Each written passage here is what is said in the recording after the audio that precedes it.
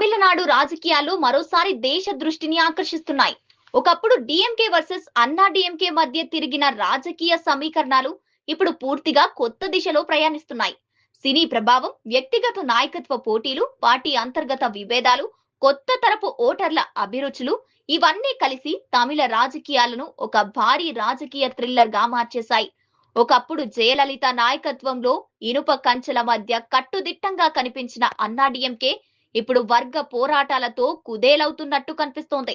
Party లోపలే సమీకరణాలు వేగంగా మారుతున్నాయి. ప్రస్తుతం పరిస్థితి చూస్తే అన్నా డిఎంకేలో రెండు స్పష్టమైన అధికార కేంద్రాలు కనిపిస్తున్నాయి. ఒకటి పళనిస్వామి వర్గం, రెండోది వేలుమణి వర్గం. అన్నా డిఎంకే తరపున 47 మంది ఎమ్మెల్యేలు గెలిచారు. ఇందులో పళనిస్వామి కంటే వేలుమణి వద్దే దాదాపు రెట్టింపు ఎమ్మెల్యేలు ఉన్నట్లు తెలుస్తోంది. వేలుమణి వర్గం సుమారు 30 మంది ఎమ్మెల్యేలు, పళనిస్వామి వర్గంలో సుమారు 17 మంది ఎమ్మెల్యేలు ఉన్నారు. ఈ లెక్కలతో ఇప్పుడు అన్నా డిఎంకే పార్టీలో 3 భారీ మార్పులు జరిగే అవకాశాలు కనిపిస్తున్నాయి. ఇవే వచ్చే 5 ఏళ్ల తమిళ రాజకీయ భవిష్యత్తును నిర్ణయించే అవకాశం ఉంది.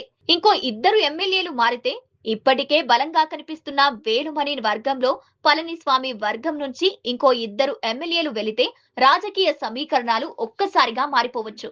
అప్పుడు వేలుమణి వర్గం మేము అసలైన అన్నా డిఎంకే అని ప్రకటించే స్థాయికి చేరే అవకాశం ఉంది. ఇక్కడ అసలు ట్విస్ట్ ఏమిటంటే ఈ వర్గం భవిష్యత్తులో విజయ్ కి మద్దతు ప్రకటించే అవకాశాలపై రాజకీయ వర్గాల్లో చర్చ మొదలైంది. అలా జరిగితే విజయ్ కి కేవలం అధికారమే కాదు, స్థిరమైన మెజార్టీ కూడా లభిస్తోంది. ఇది తమిళ రాజకీయాల్లో కొత్త యుగానికి నాంది కావచ్చు. ఎందుకంటే ఇప్పటి వరకు డిఎంకేకు ప్రత్యామ్నాయంగా అన్నా డిఎంకే మాత్రమే కనిపించేది.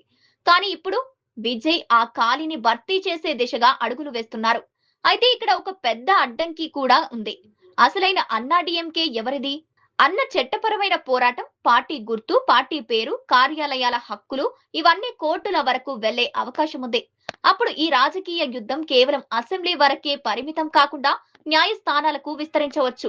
వేలుమణి వర్గం ఎమ్మెల్యేలు విప్పుకు వ్యతిరేకంగా ఓటేస్తే ఇది తమిళ రాజకీయాల్లో అత్యంత కీలక పరిణామంగా మారే అవకాశం ఉన్న సన్నివేశం. పార్టీ మాట కాదని టీవీకేకు మద్దతుగా ఓటేస్తే ఎమ్మెల్యే పదవులు రద్దయ్యే అవకాశం ఉంటుంది. అప్పుడు ఉప ఎన్నికకు జరిగే అవకాశం ఉంది. మొత్తం 30కి పైగా స్థానాల్లో ఉప ఎన్నికలు జరిగితే కొత్త రాజకీయ వాతావరణంపై ప్రజలు తీర్పు ఎలా ఉంటుందో చూడాలి. ప్రత్యేకంగా టీవీకి అధికారంలోకి వచ్చిన మొదటి 6 నెలల్లో తీసుకున్న నిర్ణయాలపై ప్రజలు ఏం ఆలోచిస్తున్నారు? యువత నిజంగానే మార్పు కోరుకుంటుందా? సినీ ప్రభావం ఓట్లుగా మారుతుందా అన్న ప్రజలకు ఈ ఉప ఎన్నికలే సమాధానమిస్తాయి. ఇక్కడే మరో ఆసక్తికర విషయం ఏమిటంటే ఈ ఉప ఎన్నికలు తమిళనాడులో బీజేపీ పాత్రను కూడా ప్రభావితం చేయవచ్చు. ఎందుకంటే రాష్ట్రంలో ప్రధాన ప్రత్యామ్నాయ శక్తి ఎవరు అన్న ప్రశ్నకు అప్పుడే స్పష్టత వచ్చే అవకాశం ఉంది.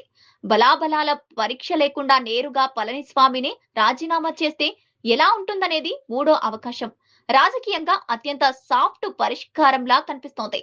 ఇలా జరిగితే పార్టీ చీలిక ఆగే అవకాశం ఉంటుంది. వర్గ పోరాటం తగ్గవచ్చు.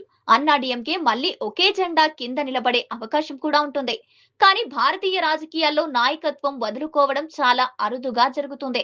ముఖ్యంగా పార్టీపై ఇంకా తనకే హక్కు ఉందని భావించే నాయకులు సులభంగా పక్కకు తప్పుకునే పరిస్థితి కనిపించదు. అందుకు రాజకీయ విశ్లేషకులు పళనిస్వామి రాజీనామా చేసే అవకాశం చాలా తక్కువని అంచనా వేస్తున్నారు. ఈ మొత్తం రాజకీయ కథలో అత్యంత ఆసక్తికర అంశం విజయ్ ఎదుగుదల. ఇప్పటి వరకు తమిళ రాజకీయాల్లో పెద్దగా కనిపించని కొత్త రాజకీయ శక్తి ఇప్పుడు ప్రధాన చర్చగా మారుతోంది. యువతలో మార్పు కోరిన సాంప్రదాయ పార్టీలపై పెరుగుతున్న అసంతృప్తి, కొత్త నాయకత్వం కోసం ఎదురుచూపులు ఇవన్నీ విజయ్ కి అనుకూల వాతావరణాన్ని సృష్టిస్తున్నాయి. అయితే నిజమైన పరీక్ష మాత్రం ఎన్నికల బరిలోనే ఉంటుంది. అందుకే రాబోయే నెలలు విజయ్ భవిష్యత్తుకు కూడా కీలకంగా మారనున్నాయి. తమిళనాడులో బీజేపీ ప్రభావం ఎలా ఉంటుందనేది మరో కీలక ప్రశ్న. అన్నా డిఎంకే బలహీనపడితే బీజేపీ ఎవరితో కలిసి ముందుకు వెళ్తుందనే ప్రశ్న ఇప్పుడు తీవ్ర చర్చకు దారితీసింది. జాతీయ రాజకీయాల ప్రభావం కూడా తమిళనాడుపై మరింత పెరిగే అవకాశం ఉంది. రానున్న 6 నెలలు ఏం జరుగుతుందనేది మాత్రం తమిళనాడులో కీలకం. అన్నా డిఎంకే చీలుతుందా? పార్టీ గుర్తు పోరాటం మొదలవుతుందా? విజయ్ నిజంగా ప్రత్యామ్నాయ శక్తిగా ఎదుగుతాడా? ఉప ఎన్నికలు వస్తాయా? బీజేపీ కొత్త వ్యూహం అమలు చేస్తుందా? ఈ ప్రశ్నలన్నిటికీ సమాధానాలు రాబోయే నెలల్లో తేలనుంది. ఒక విషయం మాత్రం స్పష్టం. తమిళనాడు రాజకీయాలు ఇప్పుడు కేవలం రాజకీయాలు కాదు. అవి భావోద్వేగం, అధికారం, వ్యూహం, ద్రోహం, కొత్త ఆశల కలయికగా మారాయి. నిజంగా చెప్పాలంటే వచ్చే కొన్ని నెలలు తమిళనాడు రాజకీయాలు ఒక సస్పెన్స్ థ్రిల్లర్ సినిమాను కూడా మించిపోయే అవకాశం ఉంది.